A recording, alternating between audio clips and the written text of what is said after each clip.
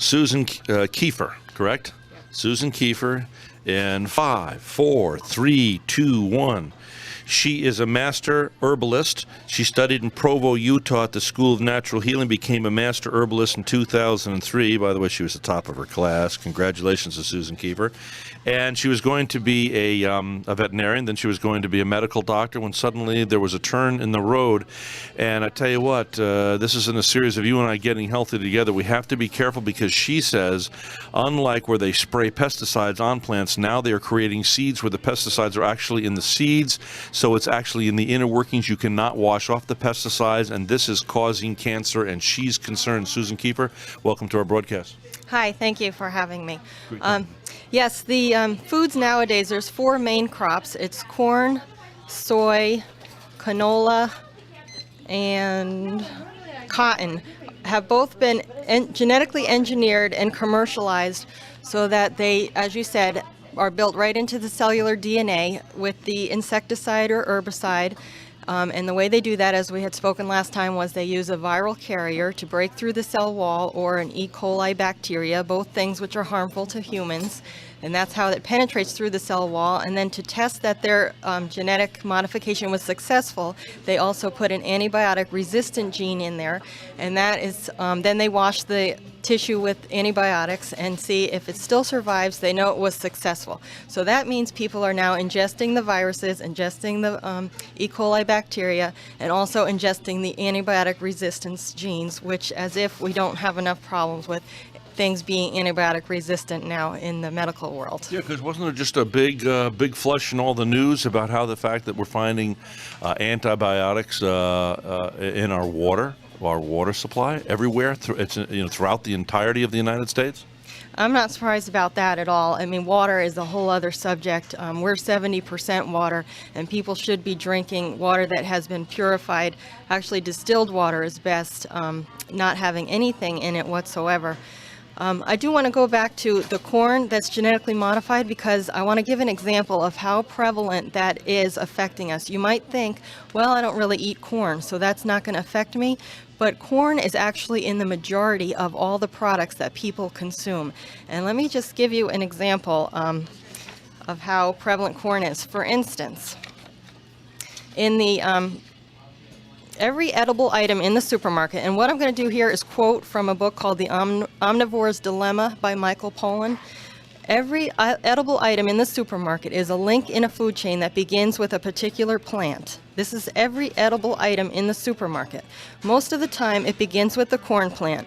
Corn is what feeds the steer that becomes the steak. Corn feeds the chicken and the pig, the turkey and the lamb, even the catfish and the tilapia, and even the salmon which is usually supposed to be a carnivore by nature.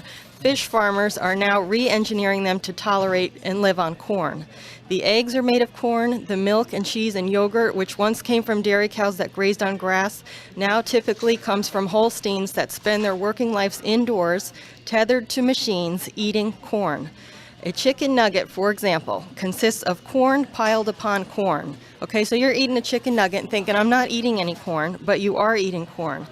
What chicken it contained consists of corn, but so do most of the nugget's other constituents, including the modified cornstarch that glues the thing together, the corn flour in the batter that coats it, and the corn oil in which it gets fried.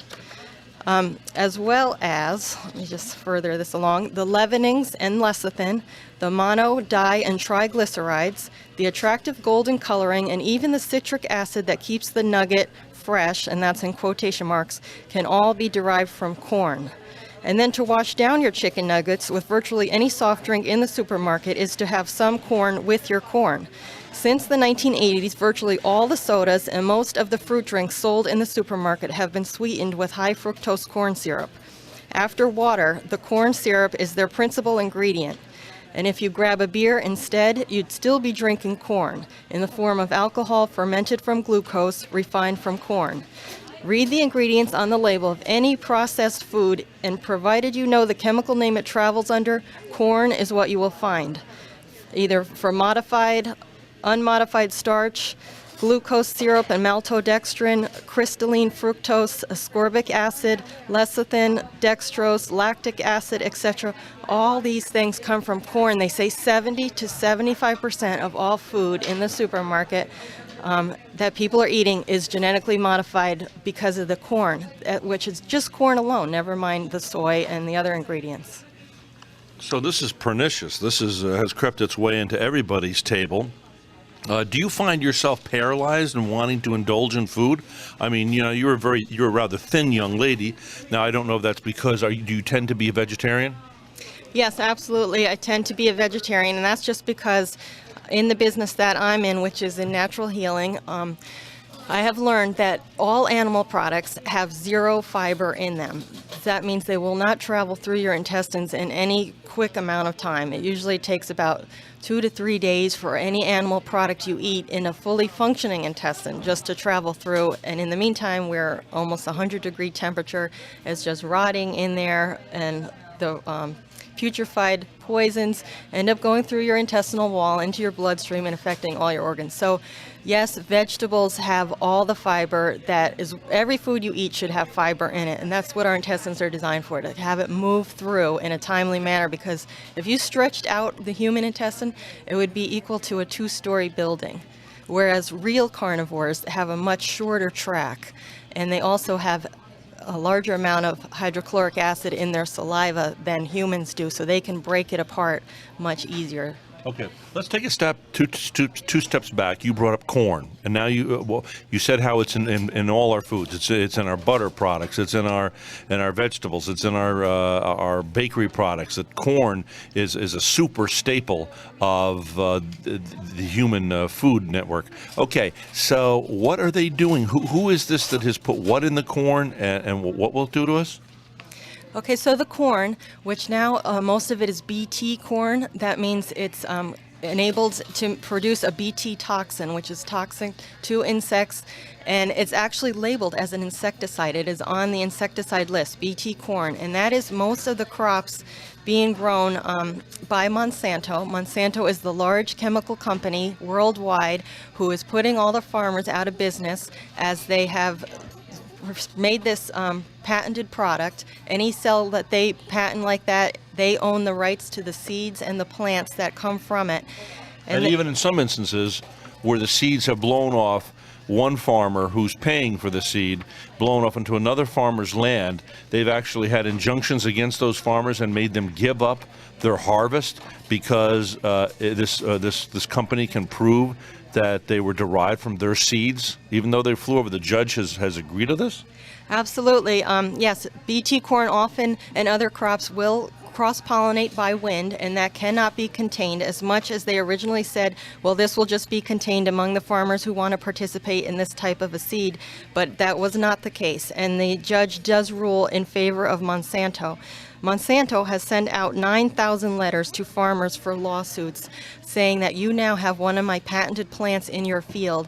That means I own the rights to that, and I own the rights to all of your seeds, which now probably have also my patent in them, which means that where in the past 75% of farmers depended on saving their own seed, because of these lawsuits from Monsanto, the farmers are now too scared to save their own seeds. Because somehow they inadvertently bought Monsanto seeds?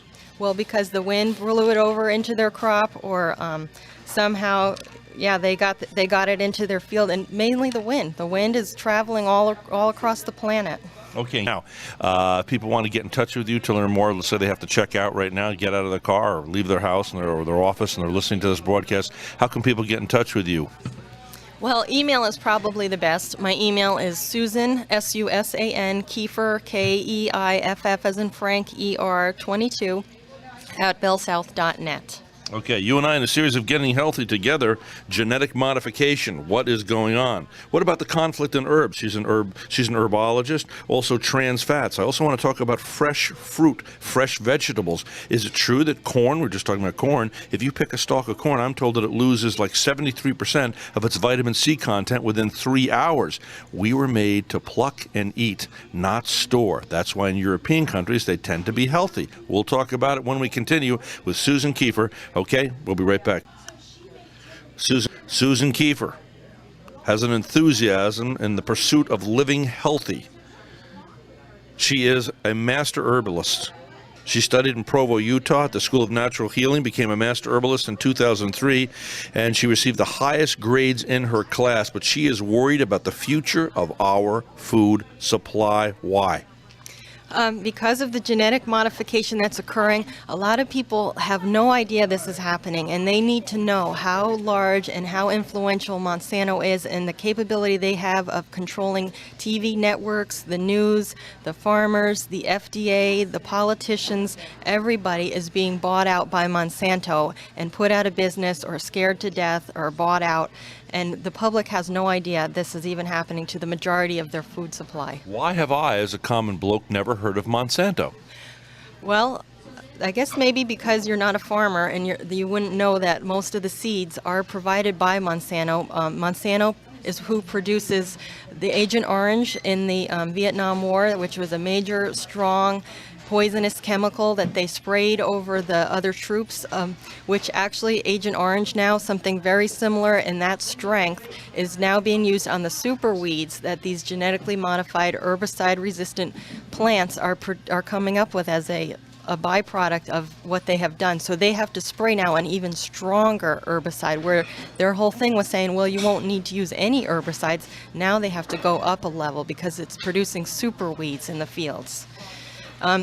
Monsanto also produced the bovine growth hormone, which is in all dairy products that are not organic, and that in itself is a carcinogenic, and that is also something that a news broadcast by Fox News was supposed to have done an extensive research into the effects of this, and was it properly tested, and did the FDA approve this with the proper knowledge of these tests.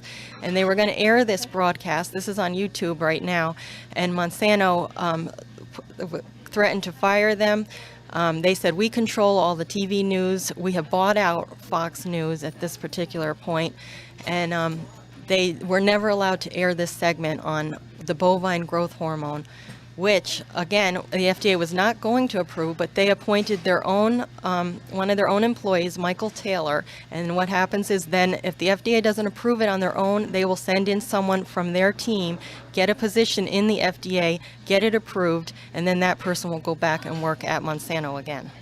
Now, aren't you afraid of exposing this? Where are you getting this information? There are those out there listening. They're going to say, "Yeah, are you overreacting?" I'm not overreacting.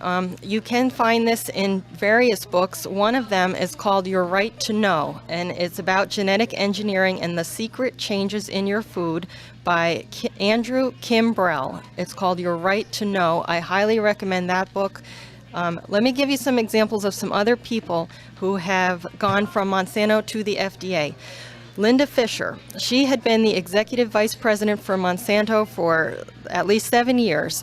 She is now the deputy administrator for the EPA, the Environmental Protection Agency.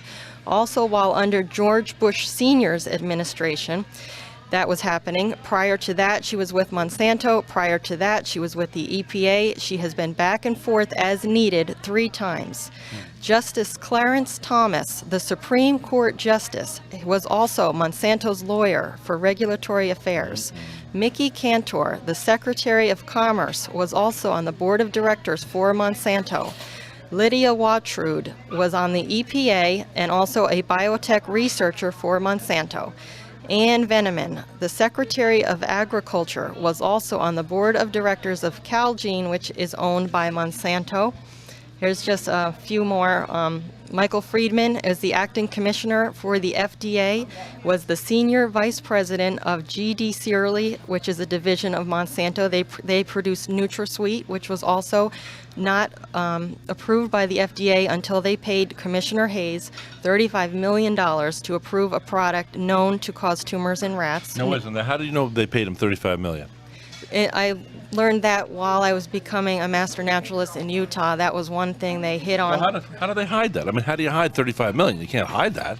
Believe me, people are definitely getting paid. Here's another example. John Ashcroft, the Attorney General of the United States, former Attorney General, he actually was paid the largest campaign contribution that Monsanto gave to any political candidate in 2000. And for that, he appealed to the United States Supreme Court to uphold the rights of the patents when all the farmers were complaining heavily and wanting to fight that. He was paid to go against them and hold up the rights of the patent. John Ashcroft. Donald Rumsfeld, another one. He was the Secretary of Defense. He was also president of Searly, which is another, as I said, subsidiary of Monsanto.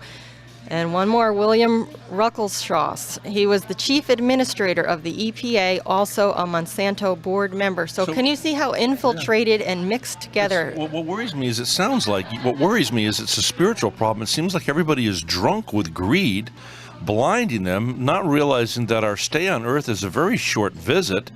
And do they think the accumulation of monetary riches will compensate for selling their soul? And if this is all true, what you're saying, I mean, I hope that you're at least a half of an alarmist, and this isn't all that valid. But if it is, this is scary stuff, Susan. It is absolutely scary stuff, and it does kind of go along with biblical prophecies of what potentially could happen. It's not exactly spelled out this way, but controlling the food supply is a way to control the people. And like in 1995, that was when Monsanto started buying up all the seed companies, and they now own 11,000 patents on these seeds. So they can choose which one seed they want to use to replace all the seeds, and this is how they will own the marketplace. There used to be, for instance, 7,000 varieties of apples that used to be grown in the United States in the 19th century, and over 5,000 kinds of potatoes. Today, there's only 4. So what's the benefit of this? Control of the food supply. And also, to speculate here, it does closely tie in with the pharmaceutical industry, which a lot of people are skeptical about that. There have been natural ways of healing people that they have definitely run people out of the country, and like even for cancer, natural ways of healing cancer, anybody who tries to do that as a medical doctor, they are fined $10,000 and their licenses are revoked, and they're forced to practice They're forced to practice in Mexico, and they do.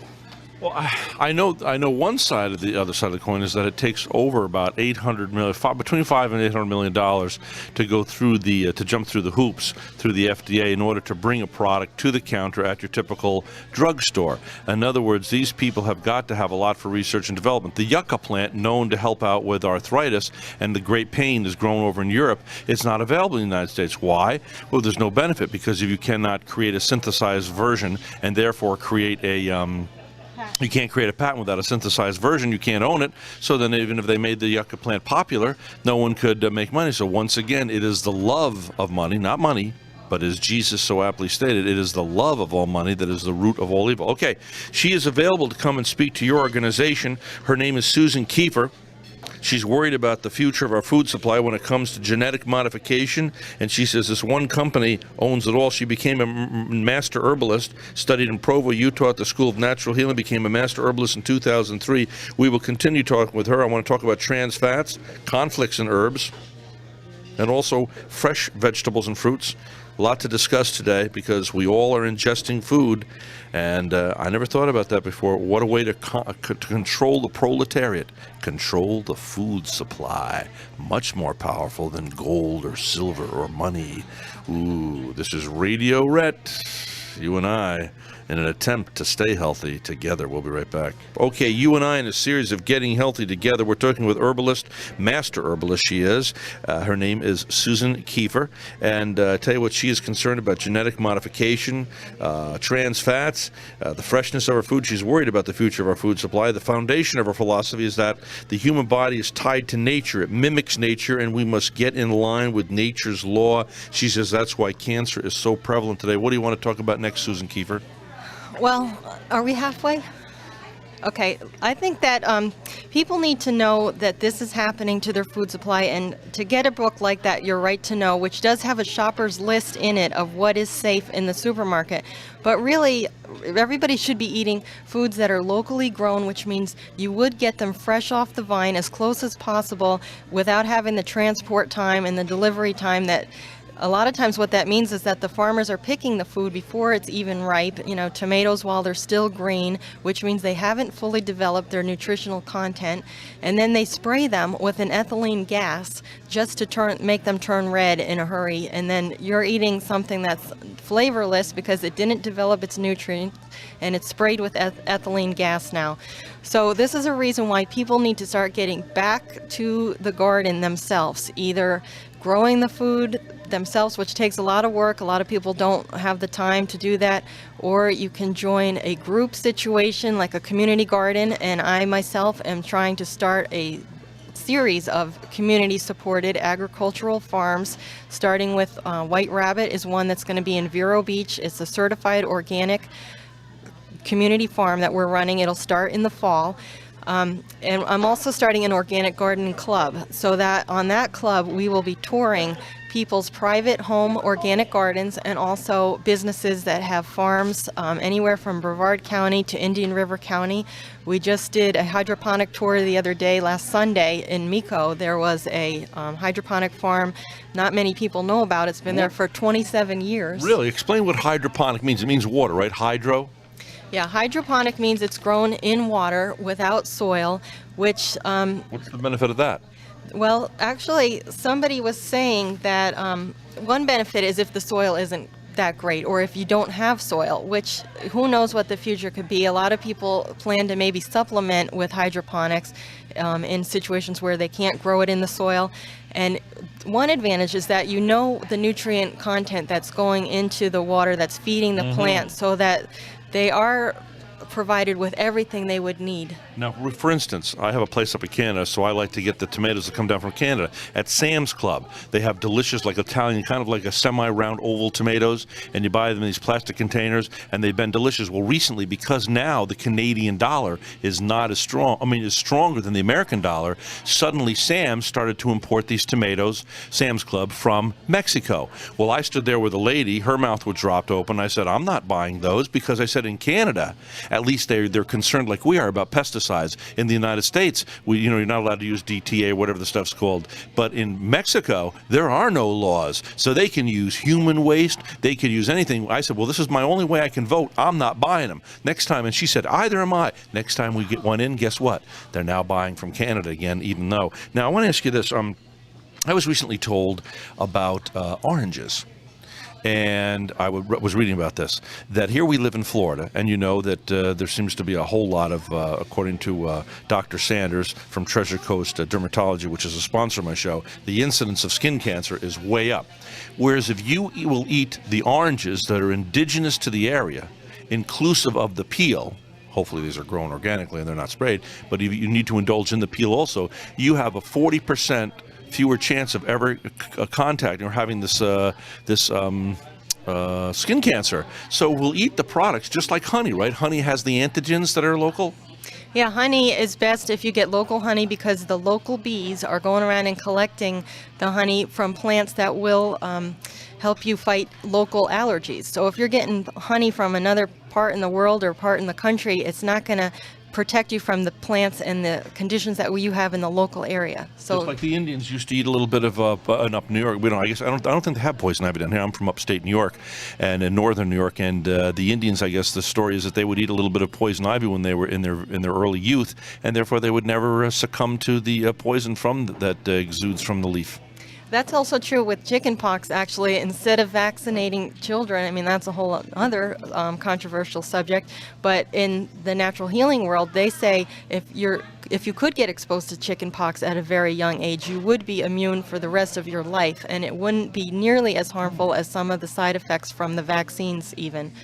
And those actually don't even necessarily last a full adult life. A lot of people, I mean, this is another subject, but a lot of people getting vaccinated are still coming down with, just like the flu. You know, a lot of people get the flu vaccine, and then they still get the flu from the vaccine. Now, I want to ask you this. I was told that if you pick a piece of corn, I broached this subject a little in the last segment. We never got into it. But if you pick a piece of corn that within like 3 hours it's lost like 70% or something of its vitamin C content, that we were made to pluck and eat. Is that true? As an herbologist, you must have studied this sort of stuff. Yeah, absolutely. They say within 3 days the food would have practically none of the beneficial things that you would have had if you'd gotten it fresh. And for instance, if you juice your vegetables, which means getting the blood out of the plant, which is very nearly identical to the human bloodstream, other than that they have chlorophyll and we have hemoglobin. But for instance, juicing green leafy vegetables, and the darker green the better because that has the higher chlorophyll content, the enzymes in there, which is one of the benefits of juicing fresh, will only last 20 minutes. And with carrot juice, it only lasts 2 hours. So just like you're saying, you can't necessarily juice something, for example, leave it overnight, have it whenever you want. The benefit is right then and there. And yeah, the closer you can pick it from the vine and put it into your mouth, the more benefit you would get. You never turn around and see the frowns on the jugglers and the clowns when they all did tricks for you. You never understood that ain't no good. You shouldn't let other people get your kicks for you. You used to get so juiced in it. I don't know. That's a Bob Dylan song. I tell you, we got to take a break. It's that time again.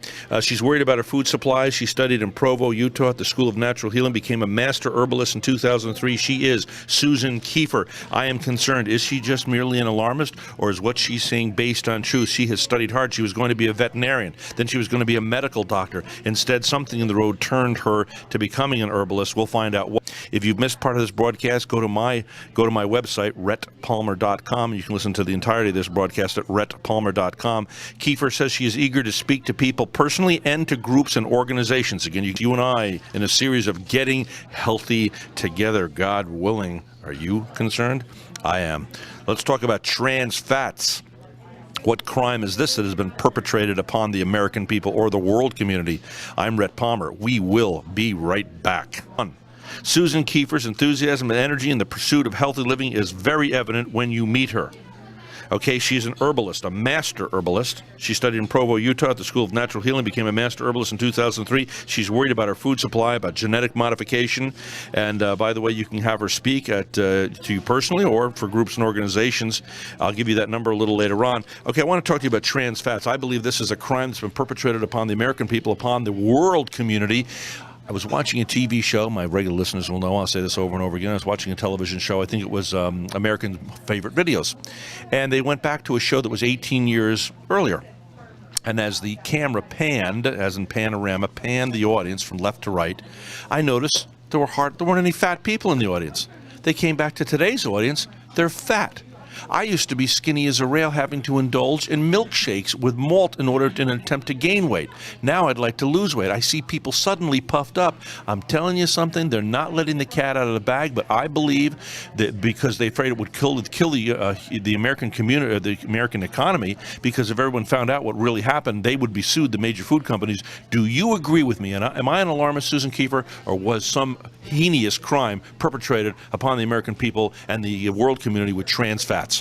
Absolutely, and not just trans fats, but also artificial sweeteners that people use as substitutes. Like instead of choosing a regular soda, which is harmful in itself, they'll choose the diet version. And the diet version is actually more harmful than the regular version. And a product such as NutraSweet or aspartame actually does make you fatter. It is a proven fact that it triggers the hunger centers in the brain so that you are not satisfied and you are consistently craving and eating more food. When you're here, you are trying to have a diet, drink, and do. What a crime. So a fat person, which is the ideal person you want because they already love food, you sell them a soda pop that makes them want more food.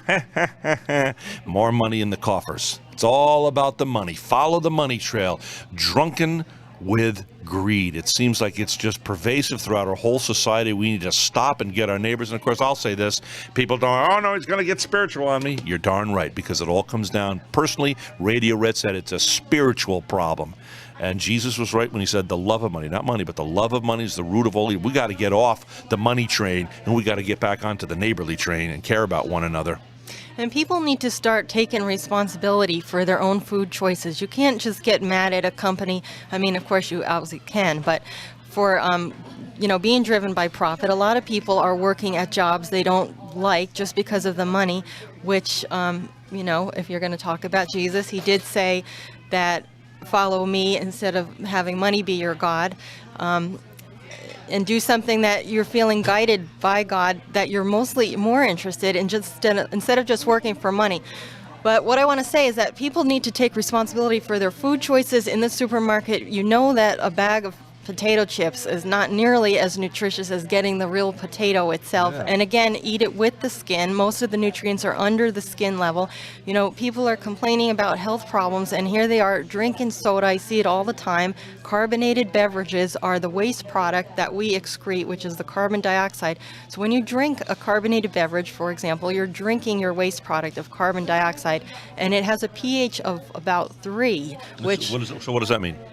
Well, in pH is our blood, for instance, is a pH of 7.2 and a few more digits, and the body will do everything it can to survive. It has to maintain that pH of 7.2 and a few other digits, and if it doesn't, if it veers off by more than 2/100ths of a degree, you would die. So what the body does, and especially with soda, it will pull calcium out of the bones to neutralize this acidity in the bloodstream, to make it more alkaline again. And calcium is what alkalinizes the bloodstream. Really? So any acidic foods you're eating, which are things like, most people when I ask that question, what's an acidic food, they'll say citruses, tomatoes, lemons, and actually lemons and citrus fruits are alkaline in the body. They help flush out acids. So even when people have heartburn, for instance, and they think, you know, that's a reaction to having too much acid in their body, and then they'll take an antacid to try to counter that.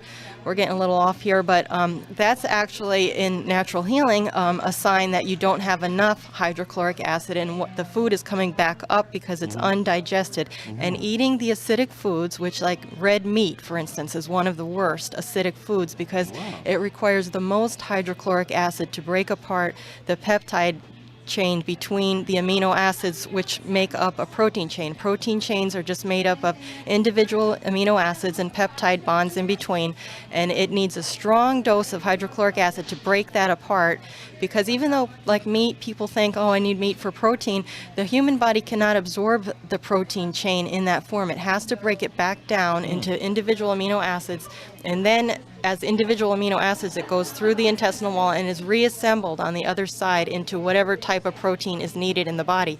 So red meat requires so much hydrochloric acid, and other types of chickens and meat products, that people are becoming deficient in hydrochloric acid. So let's say somebody out there says, well, I like meat and I'm going to go out and eat meat anyway. What can they do to compensate for that?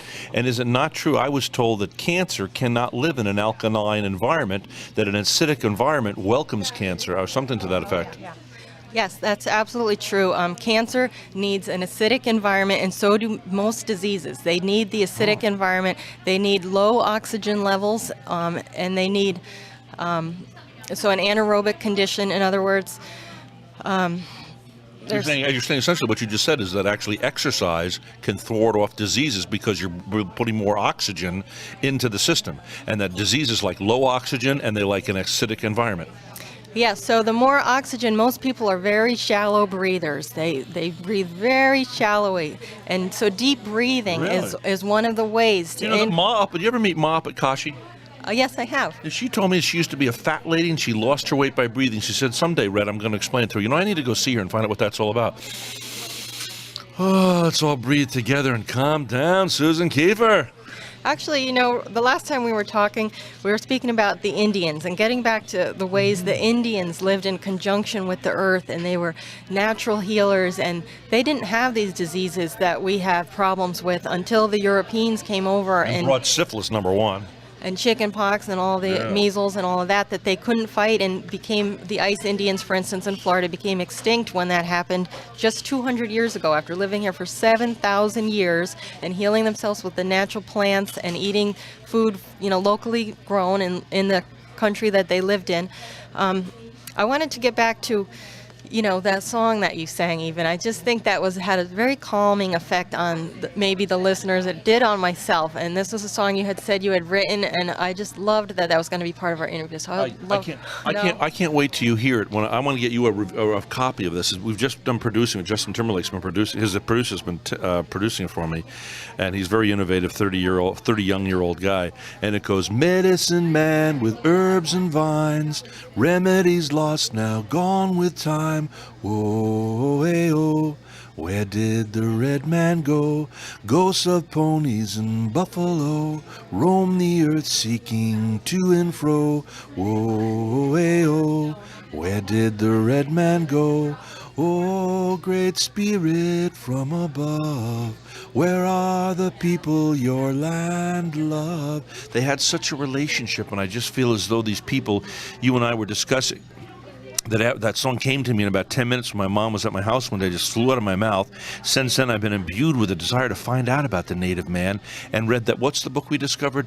Bury My Heart at Wounded Knee. And you said you'd read it. I'm glad I didn't read it. I'm 54 years of age right now. And I tell you what, I'm glad I wasn't allowed or didn't read it, or God didn't let me bump into that, because I think it would have traumatized me. I could hardly get through it at this point, because the horror that was perpetrated upon these earth people. Yeah, and it's very sad if you look at what has happened, which is what they predicted would happen. I mean, this is, again, getting into another area, but with the way that, I don't know if you want to call him white man or civilized man, let's call him civilized man, has changed the landscape, has changed more cement, less trees, less grass, until now you have to go to parks to see these natural wonders in nature. They're in zoos called parks. And they're becoming extinct. I mean, it's just ridiculous what's happening in the rainforest. They say that every second a football field size of trees is being cut down every second. And they say that 30 species every half hour are becoming extinct. We're in the 6th mass great extinction that has ever occurred in the history of the world, and they blame mankind for that. Absolutely. Instead of Homo sapiens now, they've coined a new term. It's called Homo destructivus for man. Oh, brutal. I tell you what, listen, she is a master herbalist. She is Susan Keiffer. She says the foundation of her philosophy is that the human body is tied to nature. It mimics nature, and we must get in line with nature's law. We do need to be good stewards of this earth that has been given to us, and we have responsibility. She's worried about the future of our food supply, talking about genetic modification, trans fats, whatever it may be. You can get in touch with her. Susan Keiffer is eager to speak to people personally and to groups and organizations. You can email her, susankeiffer22@bellsouth.net. If you want to listen to the entirety of this broadcast, you can go to my website, rhettpalmer.com, and you can listen to the podcast. You know what I like about you, Susan? What's that, Rhett? I like the fact that you talk simply. You're not so high up above. You're not educated beyond your intelligence. You make it understandable. People need to get your message. You can contact her, Susan, S-U-S-A-N, Keiffer, Keiffer, 22 at bellsouth.net. Hey, thanks for coming on my show. Oh, it's a pleasure. Always. Okay, Susan Keiffer. You and I in a series of Getting Healthy Together. I'm Rhett Palmer. At your service, I hope.